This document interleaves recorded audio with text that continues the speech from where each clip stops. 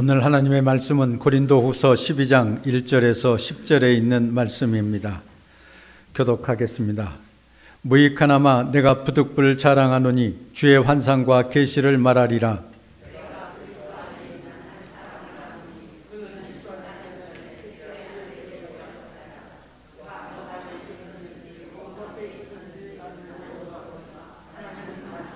내가 이런 사람을 아노니 그가 몸 안에 있었는지 몸 밖에 있었는지 나는 모르거니와 하나님은 아시느니라.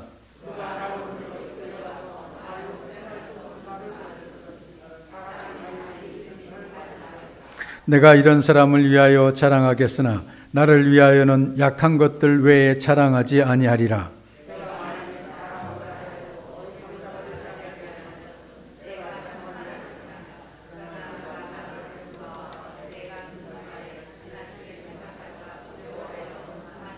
여러 계시를 받은 것이 지극히 크므로 너무 자만하지 않게 하시려고 내 육체의 가시 곧 사탄의 사자를 주셨으니 이는 나를 쳐서 너무 자만하지 않게 하려 하심이라.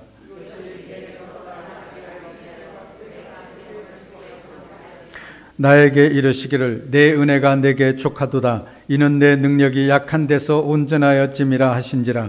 그러므로 도리어 크게 기뻐함으로 나의 여러 약한 것들에 대하여 자랑하리니 이는 그리스도의 능력이 내게 머물게 하려 함이라.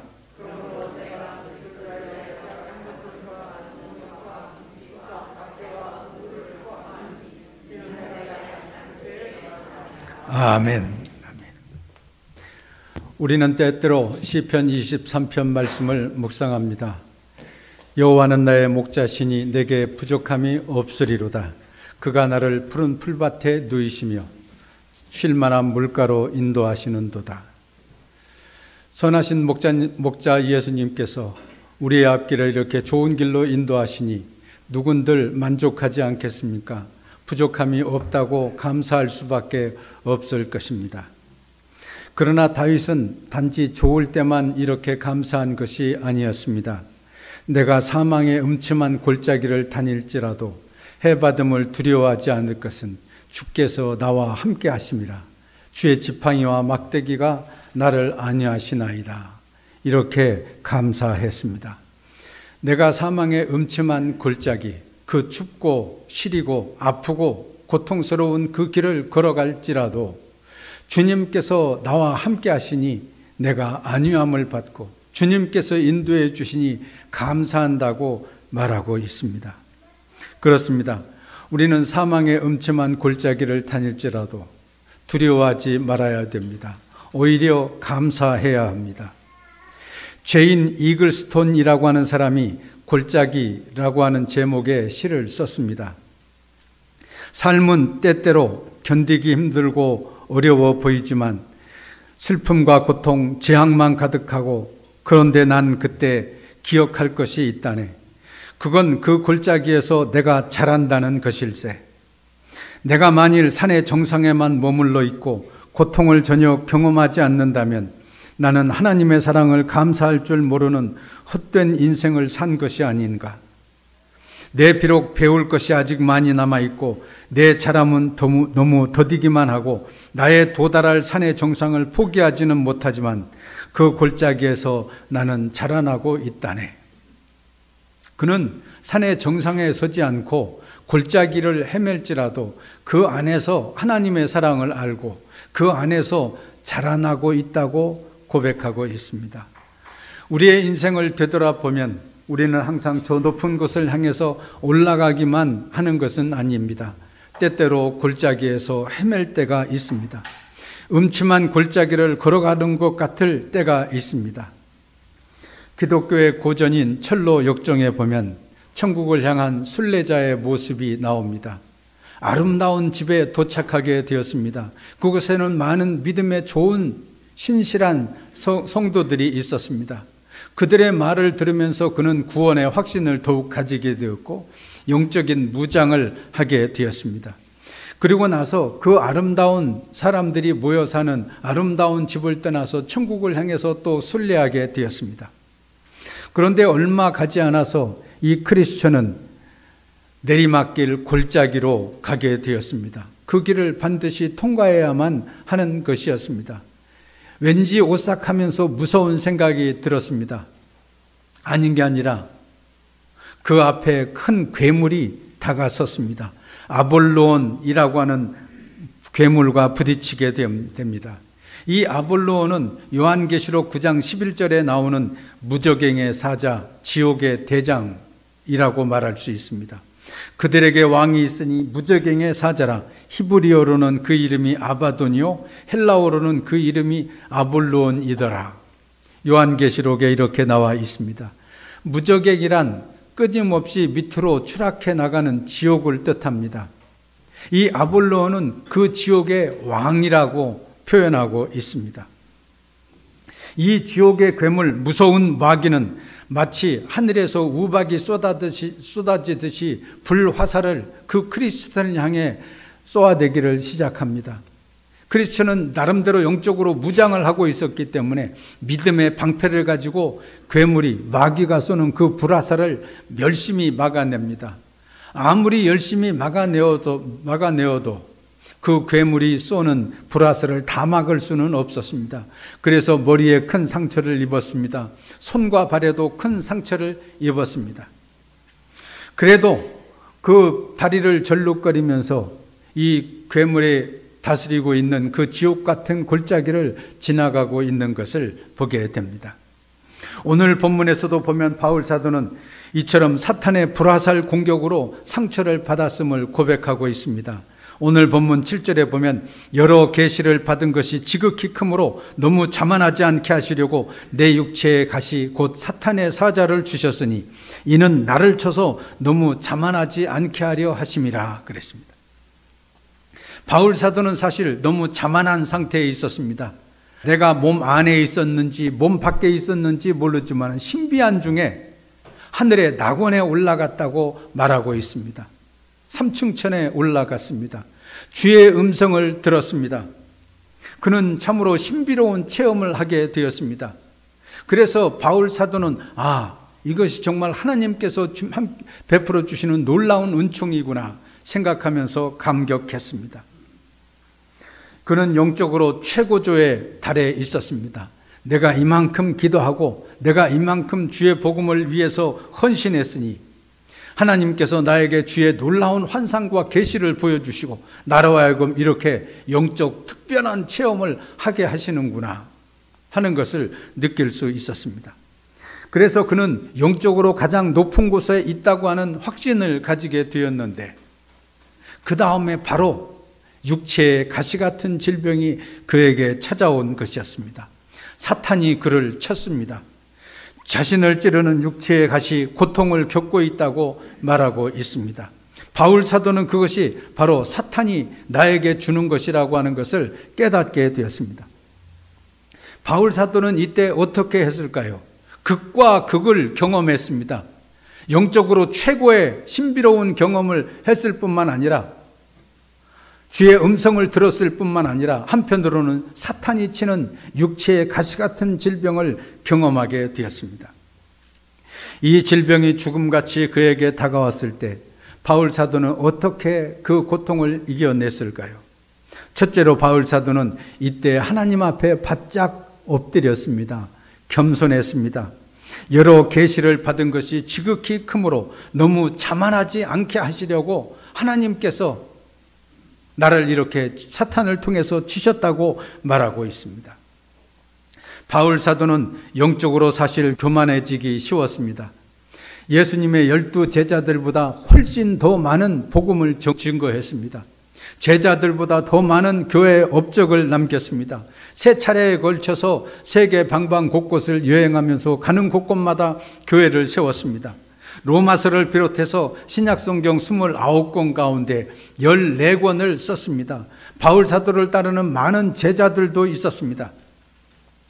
그런데 왜 이런 훌륭한 바울 사도에게 하나님께서 육체의 가시 같은 질병을 주셨을까요? 더 은혜를 주시고 더 신비 체험도 하게 하시고 더 놀라운 강철 체력을 가지고 주의 복음을 증거하도록 해야 될 것 아니겠습니까?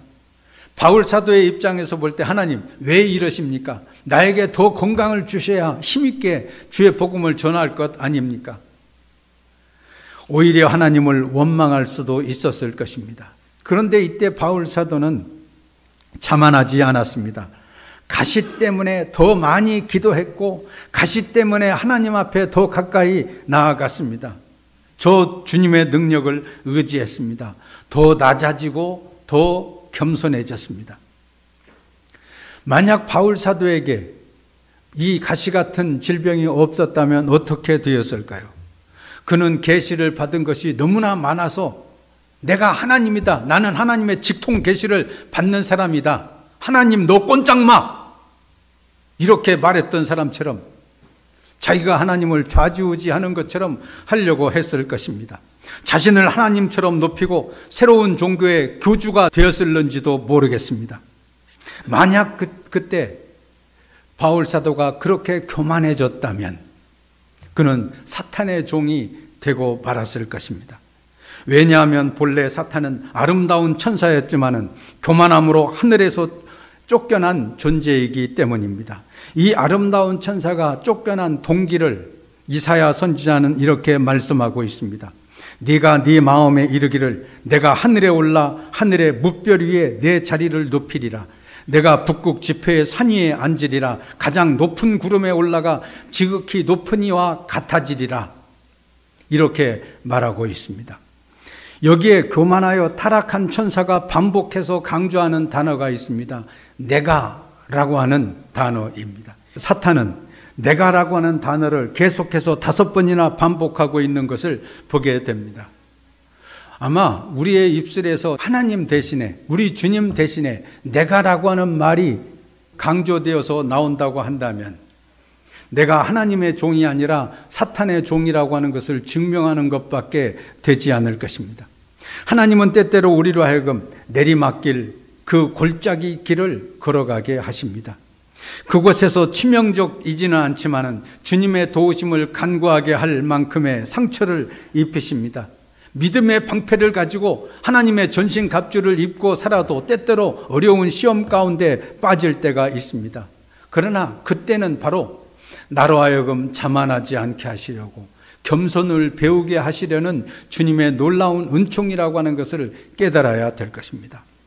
바울 사도는 어려운 시련에 처했을 때 하나님 앞에서 겸손했습니다.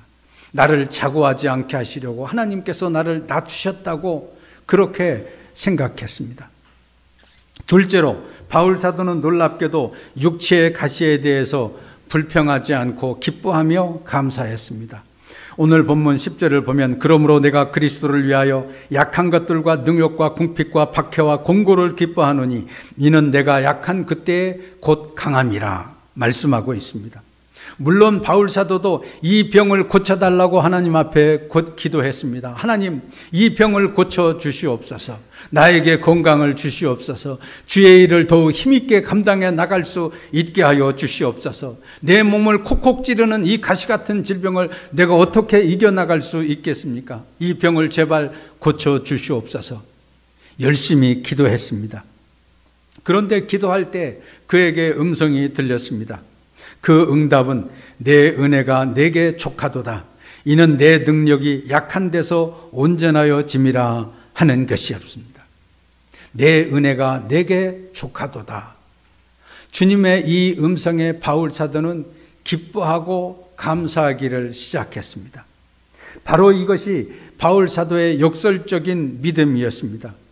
약한 것, 능욕, 궁핍, 박해, 곤고 이 5가지는 한 가지 한 가지가 다 무서운 것이었습니다. 누구로부터 능욕을 당하고 박해를 당하고 또 곤핍한 지경에 빠지게 되었을 때 그것을 기뻐할 사람이 어디에 있겠습니까? 그러나 이것이 그리스도를 위한 것이라고 한다면 기꺼이 그것을 감당해 나가겠습니다. 내 은혜가 내게 족한 줄로 알겠습니다. 이것이 바울 사도의 믿음이었습니다. 그 십자가의 길, 그 좁은 길을 걸어간다고 할지라도 주님께서 주님을 위한 길이라고 한다면 그 길을 기쁨으로 감당해 나가겠습니다. 바울 사도는 이렇게 믿었습니다. 그렇습니다. 모든 것이 형통할 때 우리는 하나님의 은혜에 감사할 수 있지만은 불통할 때에도, 어렵고 힘든 고난의 골짜기를 지나갈 때에도 그때그때 주시는 하나님의 은혜와 그때그때 주시는 하나님의 적절한 사랑이 있는 것을 보게 됩니다. 셋째로, 바울 사도는 약해졌을 때 그 안에 그리스도의 능력이 임한다고 하는 것을 깨닫게 되었습니다. 그래서 이제까지는 자신의 능력으로 살아왔지만은 이제는 내 안에 계신 예수 그리스도의 능력으로 살아갈 수 있게 되었습니다. 오늘 본문 9절을 보십시오. 나에게 이르시기를 내 은혜가 내게 족하도다. 이는 내 능력이 약한 데서 온전하여짐이라 하신지라. 그러므로 도리어 나의 크게 기뻐함으로 나의 여러 약한 것들에 대하여 자랑하리니 이는 그리스도의 능력이 내게 머물게 하려 함이라. 그렇습니다.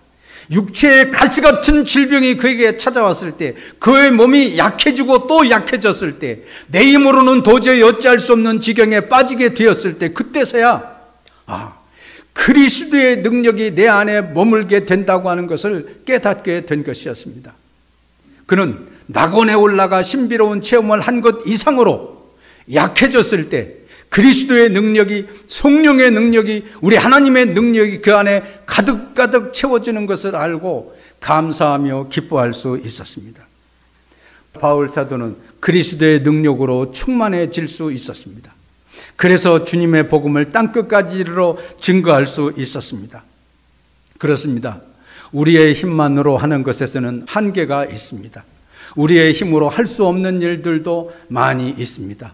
그러나 우리 안에 그리스도의 능력이 충만해질 때, 그리스도의 능력이 내게 머물 때 우리는 온전해질 수 있고 하나님의 사람으로, 그리스도의 사람으로 변화되어 생활해 나갈 수 있게 되는 것입니다. 그러므로 우리는 우리의 힘과 우리의 재물과 우리의 지식과 경험과 능력으로 일하려고 해서는 안 됩니다. 성령의 능력, 그리스도의 능력을 힘입어야 우리는 온전한 하나님의 사랑 가운데 온전한 믿음의 사람으로 살아갈 수 있게 됩니다. 언제나 측량 못할 하나님의 은혜에 감사하며 그리스도의 능력을 힘입고 모든 일에 감사하며 살아가는 여러분 되시기를 주의 이름으로 축원합니다. 감사합니다. 사랑의 주님, 은혜에 감사를 드립니다. 저희가 사망의 음침한 골짜기를 다닐지라도 함께해 주심을 감사합니다. 육체에 가시가 있어도 감사합니다. 그리스도의 능력을 힘입어 살아갈 수 있게 하여 주시옵소서.